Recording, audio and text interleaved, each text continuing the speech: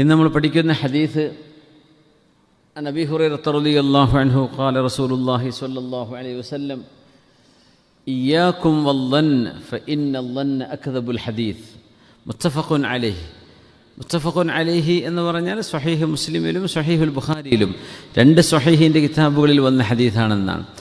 ഇയ്യാക്കും വല്ലൻ ഫഇന്ന الظن أكذب الحديث. ഇയ്യാക്കും വല്ലന്ന, നിങ്ങളാരും ധാരണകൾ വെച്ച് പുലർത്തരുത്. ഫഇന്ന الظن أكذب الحديث. കാരണം ധാരണകൾ വർത്തമാനത്തിലെ ഏറ്റവും നുണ പറയുന്ന വർത്തമാനമാണ്.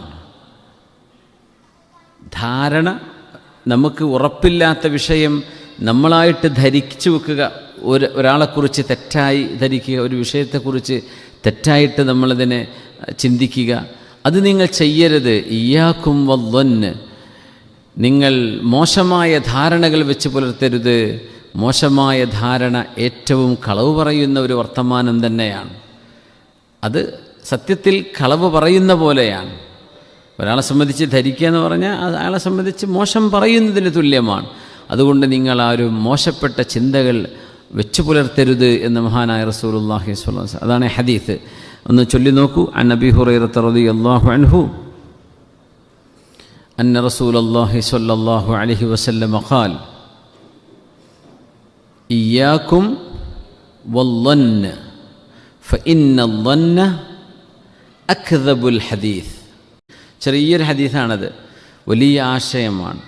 ഇയ്യാക്കും വല്ലന്ന, പറഞ്ഞു നോക്കൂ. ഇയ്യാക്കും വല്ലന്ന ഫഇന്ന الظن أكذب الحديث.